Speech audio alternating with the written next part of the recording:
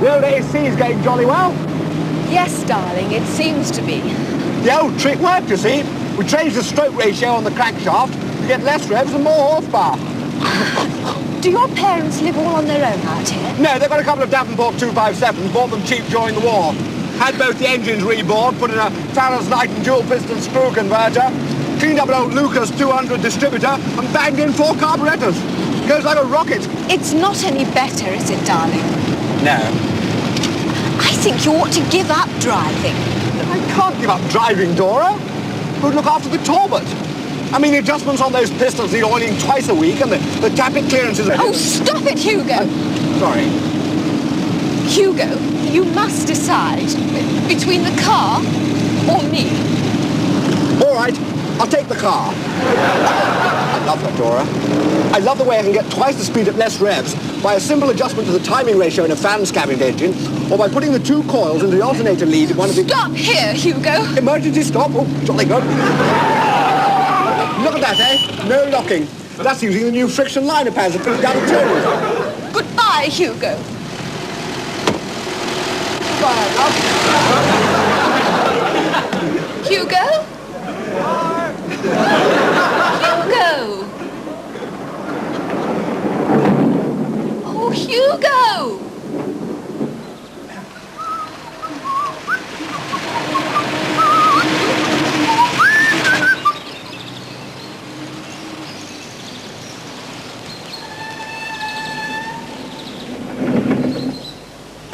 Hello, Hugo, darling. Hello, Mumsy. How about that? Darkstone's Motor here in 41.7 minutes. That's an average of 56. Jolly good old tub. Where's Dora?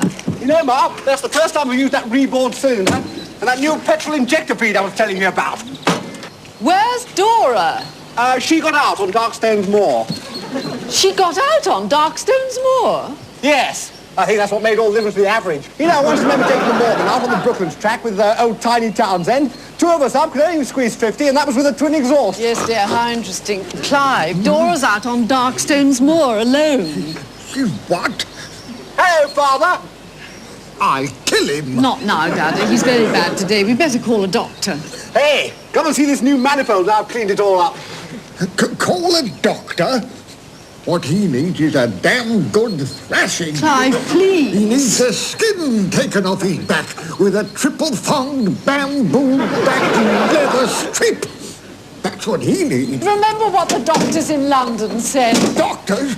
What doctors need is a damn good flogging. You know what the Ottoman Turks used to do with loonies? He's not a loony, Dada. To tie them to trees, beat them senseless. They didn't stand for any nonsense. Hugo, come and lie down. It's been a long journey. Well, don't you want to see the remold on the cylinders? It's a super little job. Let me just kick him.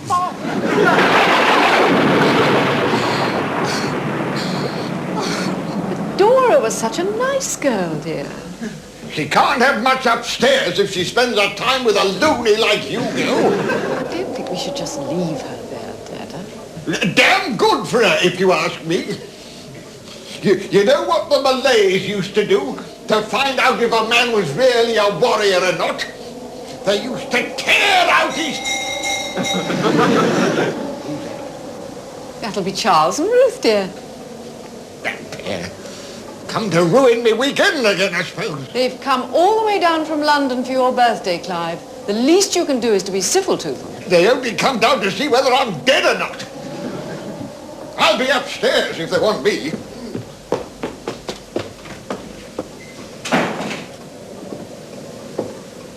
Mr. Charles and Miss Ruth, my lady. Charles! Hello, Mumsy. Hello, Lady Chiddingfield. Hello, Ruth, my dear. I'm so glad you've come. We've had an awful time with Hugo, you know. He left Dora alone on Darkstone's Moor. Yes, we passed her in the car. Oh, they're distraught. Not at all well. No, she only had a summer frock on. Poor girl. Yes, Father? He's in his lair, dear. Yeah, well, I better go and say hello. Would you like a cup of tea, Ruth, dear? Well, perhaps something a little stronger, I feel, after that journey, Lady Chiddingfield. Coffee? No.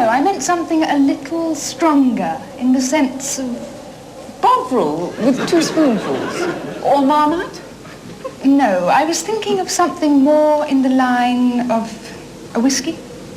Bovril and whiskey? No, just the whiskey. Of course, Ruth, my dear. I'm so sorry. I'm in such a damn muddle at the moment. Ah, Manners, a whiskey, please. With Bovril, milady. Just a whiskey, Manners.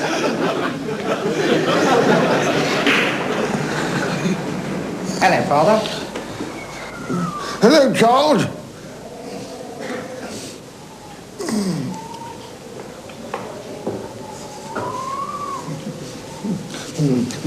Bloody Oscar Wilde. What did you say, Father? Bloody Oscar Wilde. Oh, yes.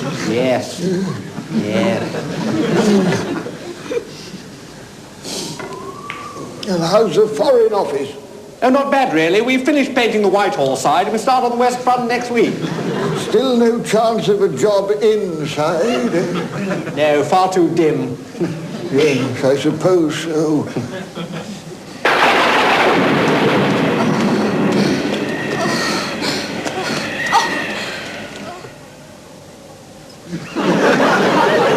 No, Manners. Whiskey in a whiskey glass. Yes, milady. The gardens are looking delightful, Lady Chiddingfield. Oh, yes, they're all over 60, you know. Knowles is 97. Took him 13 hours to pull up a weed the other day. Of course, Clive wants to have them neutered. No, I said the gardens. Ah, your whiskey at last. Shall we join the men upstairs? Go on, Becca. I was saying to Lady Chiddingfield how fine the grounds were looking. She certainly has the green fingers in this family. The only man with green fingers I ever knew was Tula Moran of the KOLI. He was beating some chappie in Burma for breathing too regularly. Not now, Clive. You know, he was one of the few men I know who was squeezed to death by an anaconda. Always in her. Dear, listen to that wind. Going to be a hell of a night if you ask me.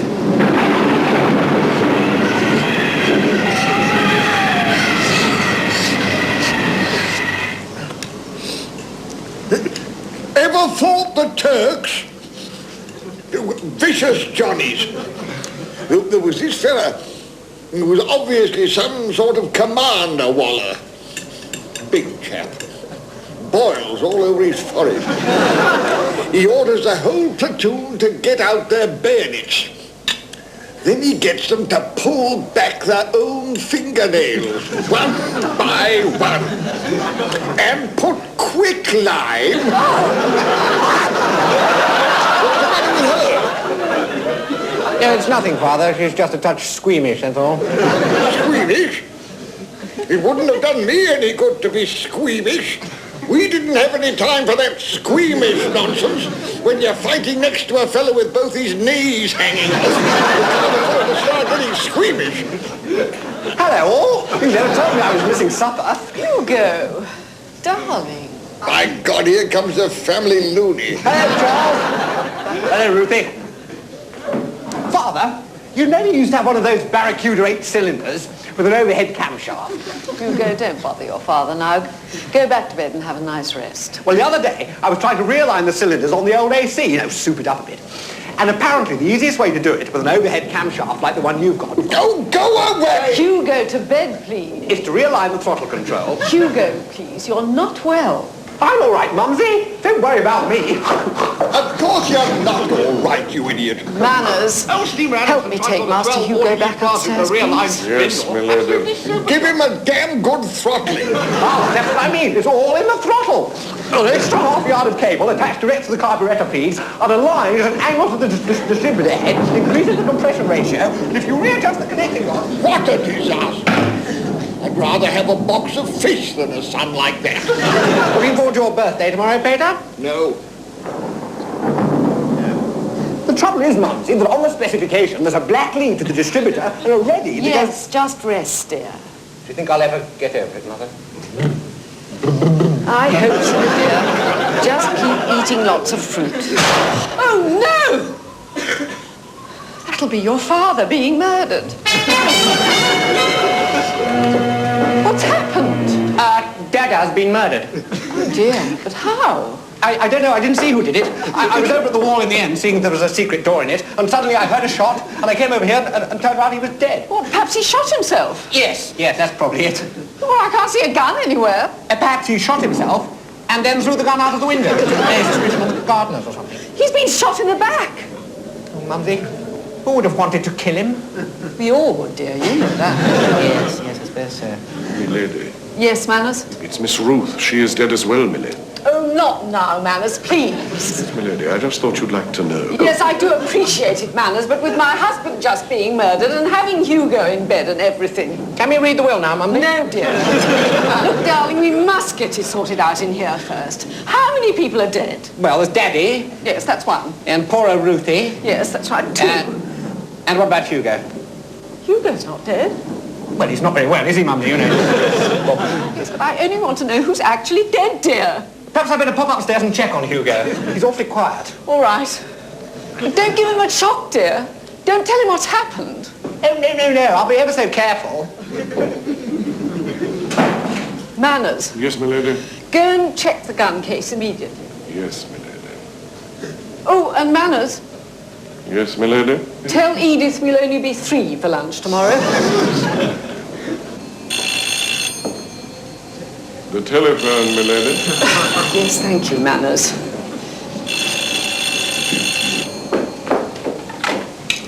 Hello? Hello? Oh, hello, Madge. Yes? Yes? Yeah. Oh, dear, what a shame. I'm so sorry. And he's got to have a lot out, has he? Yes, well, I'm sure he'll be better for it. They say that, yes. Oh, yes. Madge, can I ring you back? No, it's just that a couple of people have died and I... What? No, one shot, one drowned, I think. Yes, it is a shame, yes. Yes, Clive was one of them. Shot in the back. Very so. Oh, yes, it is. Oh, yes, well, he was 87. Look, Madge, I really must... What? No, I'm sure it's better Frank had it out. Yes, at least you'd be able to sit down properly again. Yes. At the cottage hospital? Oh, yes, they are very nice. Yes, I'm sure. Look, Madge, I must dash. I've heard another... In a ward of his own. Oh, yes, that's so much nicer. Oh, yes, quite. Look, I must dash, really. Now, Madge, I think someone else has been... What? Yes, of course I can. I can give you a lift. Right, yes, at 3 o'clock outside Lewis's. Bye. Mumsy, it's just as well I looked. Hugo is dead. Hugo's dead? Yes, I didn't see who did it again. I was talking to him 1 minute, and suddenly I looked under the bed to see if there was a trapdoor leading to a secret passage underneath the house, and I heard a shot. And I looked up, and there he was, Hugo, Dada's eldest son, who stood to inherit everything. Dead. Definitely dead. Shall I call the police, my lady? It may not be necessary, Manners. No, I don't think there's anything the police can do. Waste of the ratepayers' money, really. Will you leave us for a moment, Manners? Yes, my lady. Charles, Yes, Mumsy Pie? I'd rather keep this in the family, if you don't mind. No, yes, quite agree. Don't want any... So be completely honest with me.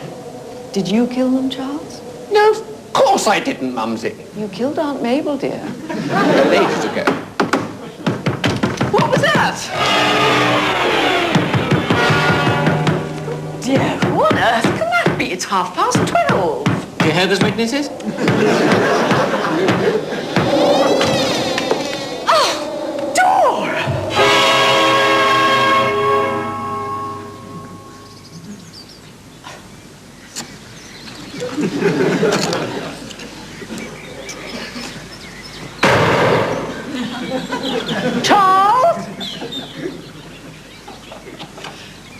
Charles, dear, have you been murdered? No, Mumsy. Just cleaning one of Peter's old 12 balls and it went off. Oh, dear, it gave me quite a shock. Thank God it didn't hit anyone. Well, it did hit someone, Mumsy. Who, dear? Hugo. But Hugo's dead already, dear. Yes, that was a lucky thing. Oh, well, do take care, dear. If I were you, I should put them away. Who? Manners and Dora? No, the guns, dear. Frightened of the police, eh, Mumsy? No, of course not, dear. I just don't want anyone else to be murdered, that's all. Who are you ringing up this morning, Mumsy? You must know, I was phoning up Dr. Farson. Who's Dr. Farson? Dr. Farson is a very clever doctor from Inverness, and he happens to be an old friend of your father. He's agreed to see Dora and perhaps help find out who killed your father and poor Hugo. Oh, Mumsy, it doesn't matter who did it. The fact is they're both dead. Hugo, definitely. I think we ought to open the will and see how much money and land we're all getting so I can go back to London on Monday. I know how busy you are, Charles, darling, but I can't actually let all these murders go by without doing something, and Dr. Farson is a very clever man, and what's more, he'll be discreet about it. Now, please go and put some things on, dear. Well, he'll only say they've been murdered, and you know what that means. Well, let's see, dear. He may find it isn't murder. They might have fallen on the bullets or something. No, I know. They'll all look at me as though I murdered them. Just like they did with Aunt Mabel. Well, you did murder Aunt Mabel, dear. There you go, Mumsy. Even you're holding it against me. I'm not holding it against you, dear. Now, please go and get ready. I'm coming in as soon as I finish this dreadful week. I think we ought to bury them in the garden and get on and read the will. You can't just do that sort of thing, dear. You need coroners and funerals and things. Why? Why do you need funerals? People like funerals, dear. We didn't have a funeral for Aunt Mabel. Well, you all know why that was, dear. Well, why? Why do we not have a funeral for Aunt Mabel? We couldn't find her, dear. We found most of her. Now, Charles, please, I'm not going to have to speak to you again, please, really. I'm going to open the will. You can't do that, Charles, dear. Why not? It's in London, at the solicitor's. All right. I'll give him a ring. Oh, you're worse than your father.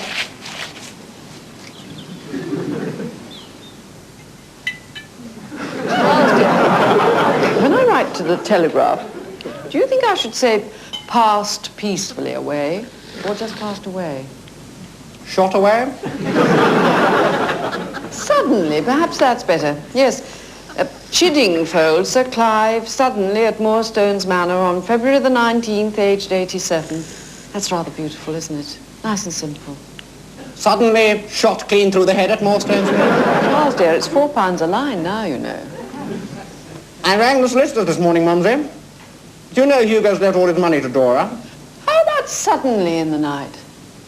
He's left her £14,000 and 17 cars, Mumsy. Poor Dora. Yes, perhaps I'd better pop up and see her. Charles, dear, you will be careful. She's in shock. Yes, I'm only just going to pop up and see if she's any worse, that's all. Charles? Yes, Mumsy? What's that? Oh, just cleaning it, Mumsy. I thought I'd finish cleaning it while I was chatting to Dora. Well, don't point it at her, darling. Oh, no, Mumsy. I know not to do that.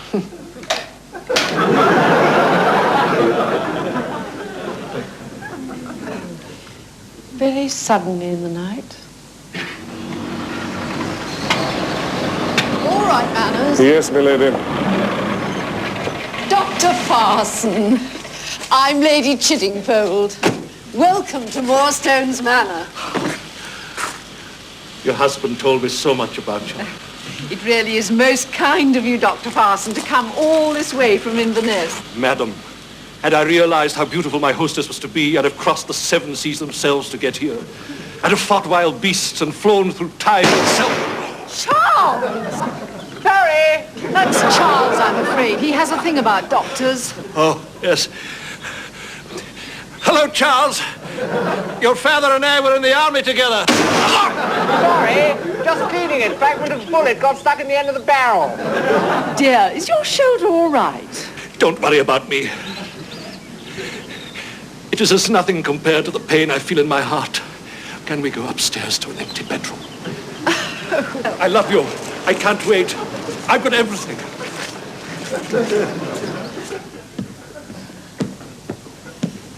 Ah, this is my son, Charles. He's the one who's not dead. I was saying what a very beautiful, beautiful woman your mother is.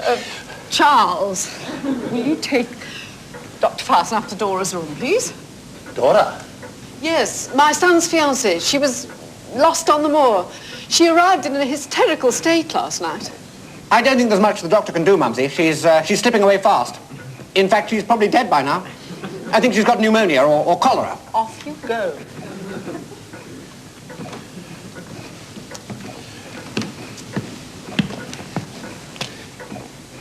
I will be back. Yes. When you finish, there are some other people to see.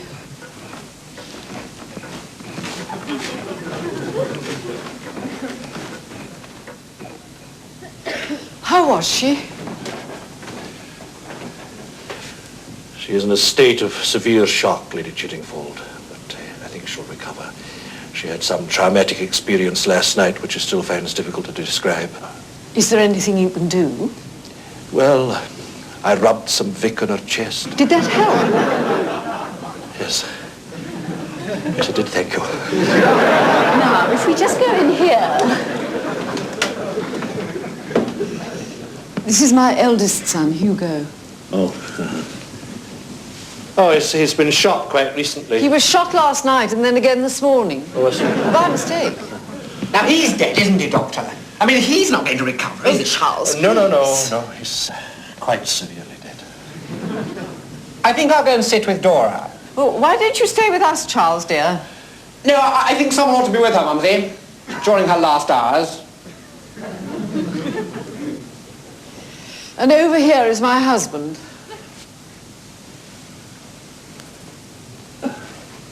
He's dead. Yes. Shot. But can you, for instance, say where from? I know what you're thinking. What? You're thinking I have a false lip. No, I wasn't. What's wrong with a false lip? People have false arms, false legs. Absolutely nothing, I'm sure. All right. I do have a false lip. It's obvious, isn't it? That's what you're thinking. It isn't obvious, Dr. Farson. Of course it's obvious. Juts out when the mouth's closed. It doesn't fit cleanly under the other one. And it can't withstand hot soup. Oh, I was a fool. I thought I'd take the cheap one. For an extra £200, I could have had a new lip. Honestly, Dr. Farson, I really don't know which lip it is that's false. To think that our love should end like I this. think you're rather over-dramatising the situation, Dr. Farson. I haven't seen you for 12 years. But I have seen you, Lady Chiddingfield. I have passed this house many times before. I have seen you at the window and in the garden. My heart has been bewitched by you. Oh, Lady Chiddingfield. Oh, my husband. Don't forget your husband. You're supposed to be examining him. There's no point. I know he's dead. He died with a bullet lodged between the sternum and the crevascular nerve, fired from his gun.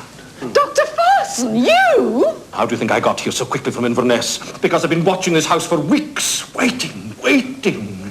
Just so I could make you mine by destroying all around you. Mine and mine alone. Just you and me. And then this bloody cheap lip lets me down. I've always loved you. Since that black day you married him instead of me. Dr. Farson, I can't bear being touched. Lady Chiddingfield, if you reject me, no one else shall have you. All right, you. Drop that gun. Oh, Mother, thank God you... Stay where you are, milady. You'll get what I gave your husband. Manners? Yes, manners, milady. Your polite, humble, obsequious little lapdog, Manners. Manners, who opens doors and tells his master and his mistress when the telephone rings. Well, that's why I decided it was time someone waited on me, someone listened to me for a change. And that's why I killed him, and that's why I killed Master Hugo. Because I'd had about as much as I could take. Don't believe him. I killed them. No, I killed them. I killed them. I killed them, and I'll prove it to you. Oh, my God! Charles! Charles is upstairs with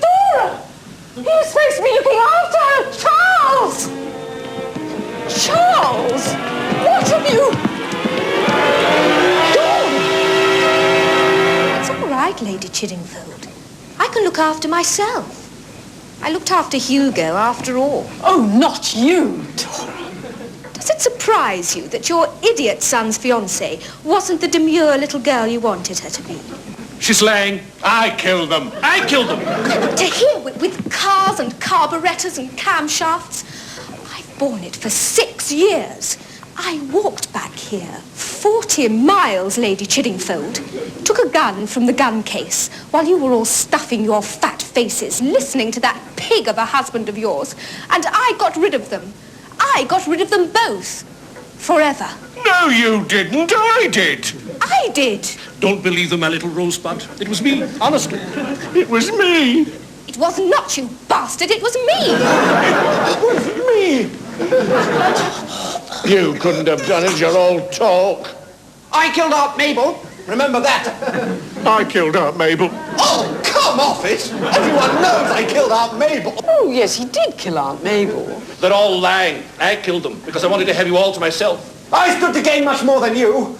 The entire estate, money, wealth, fortune. But I had the classic motive, brooding resentment, festering over a prolonged period, suddenly erupting in a holocaust of violence.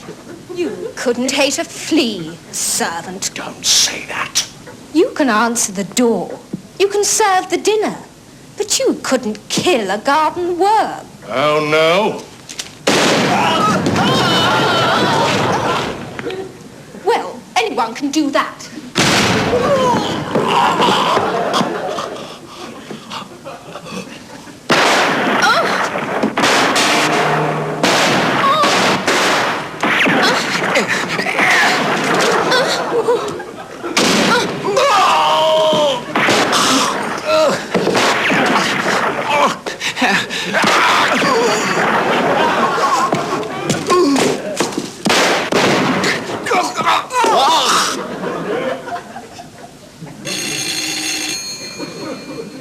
The telephone. Oh, yes, thank you, ma'am.